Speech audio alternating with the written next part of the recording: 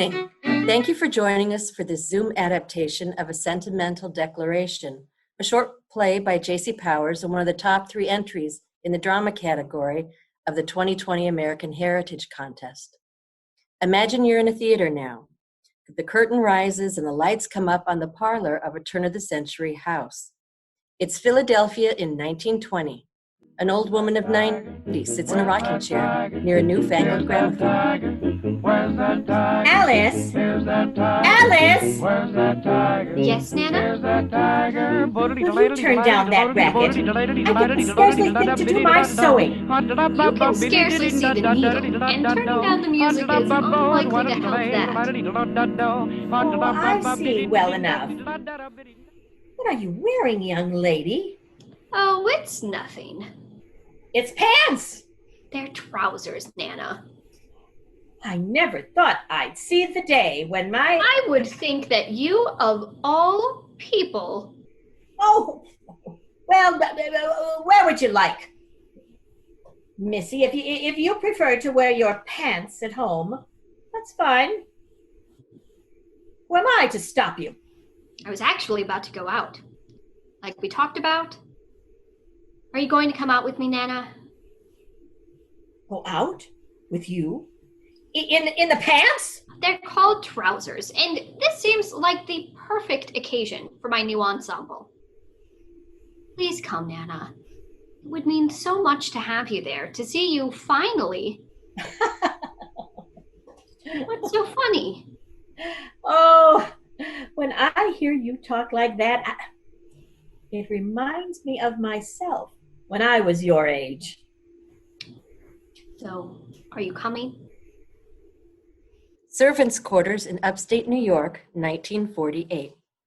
So, are you coming? Coming to what? To the Women's Rights Convention. Didn't you read about it in the paper today? Oh, that.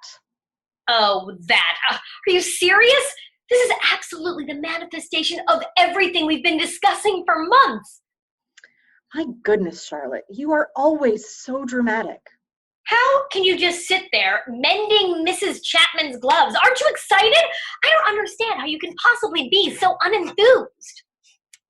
Truly, do you think anyone is going to attend? I think it's likely to be 4 old Quaker women, that Elizabeth Stanton, and 1 newspaper man to mark the occasion and mock them. Lucretia Mott is going to speak. Really? Yes. I heard that she will be chairing the first day, as only ladies are invited. It's just like the Friends meetings. We will be equal. Women will stand up and preach, and our voices will be heard, not just by other Quakers in a meeting house as they are now, but by the whole world. How are you so sure the whole world is listening? Because I am certain that in every community in this country, the souls of women are beating their wings in rebellion. Every fiber of my being is rebelling, Helen. And don't you feel the same? Well... Aren't you tired of stitching gloves together for hours on end? Not even for any real wages, but simply a roof over our heads. You talk as though you're chained to the chair, Charlotte. You're a free woman. You could leave Mr. Chapman, return to being a school teacher. Oh, I hate small children. You just hate work. I do not. I am happy to work, eager to work. But I feel I should have the same rights as a man. I should be able to choose the work I want to do and be paid more than a pittance to do it. That's why I'm going to the convention. And so are you. Okay. Wait, really? Yes? Yes, I'll go with you. But let's start making arrangements before I change my mind. Charlotte and Helen embrace.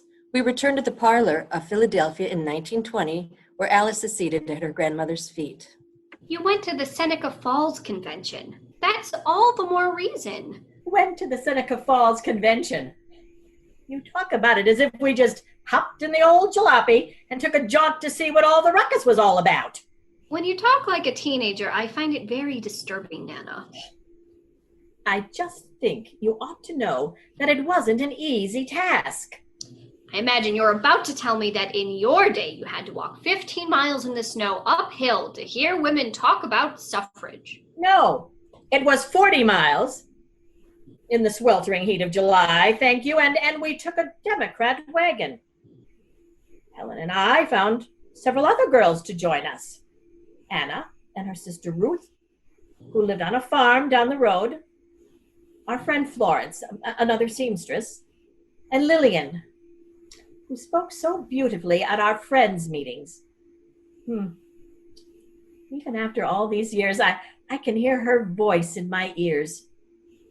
I can't believe you remember all these girls that you traveled with so clearly after all this time.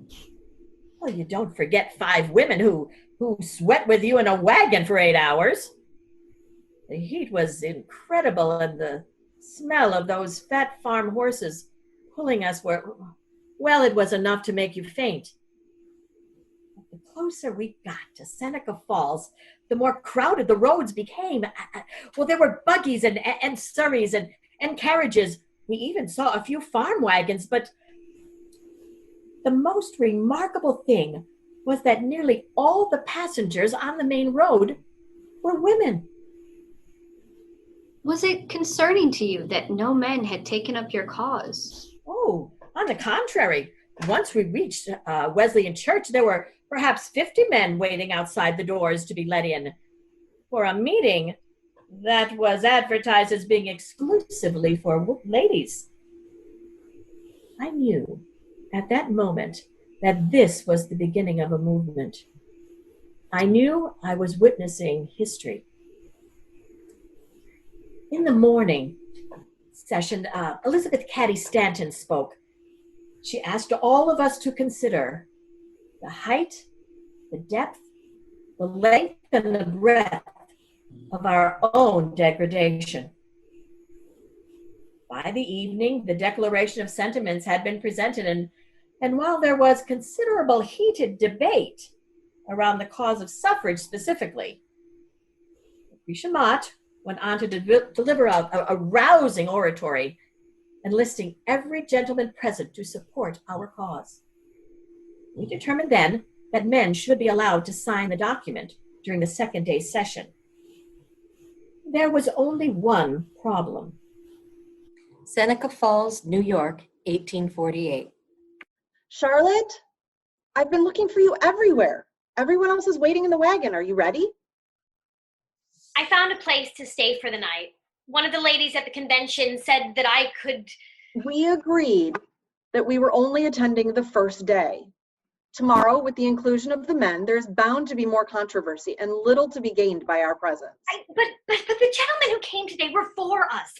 I believe that there are those who will stand with us, and I want to stand up and put my name to the declaration.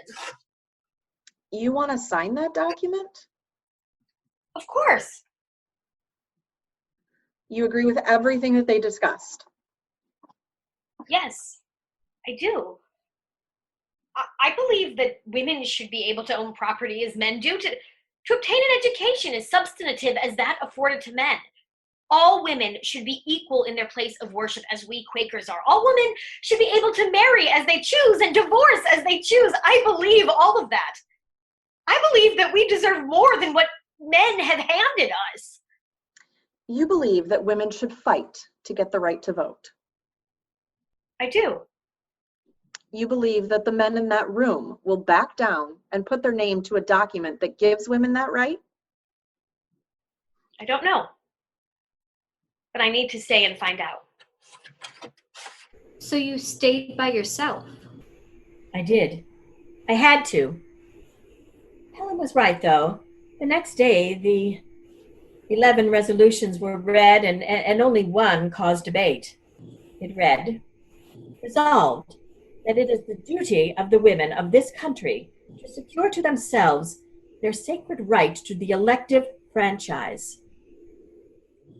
Even Lucretia Mott feared that this clause would make all the others irrelevant, that our more rational pleas would fall on deaf ears if we continued in this pursuit. It was a man, Frederick Douglass, who convinced the crowd. He spoke so beautifully and entreated. In this denial of the right to participate in government, not merely the degradation of women and the perpetuation of a great injustice happens, but the maiming and repudiation of one half of the moral and intellectual power of the government of the world. And so it was resolved. But you signed it, right? You signed the declaration. Well, of course, child. I didn't spend a day smelling sweaty horses and hurt my dear Helen to sit and watch other people make history. So keep making history, Nana. Come with me. Oh, darling, my time has passed. I'm too old. You are not. I am. I'm 91 years old. I can barely see my needlepoint, let alone a ballot. Everyone who signed that document, all 68 women and 38 men, are gone. Only I am left.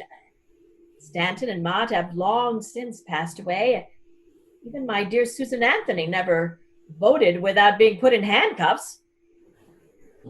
Only I have survived to see this day, a day when every woman from sea to shining sea is able to make her voice heard.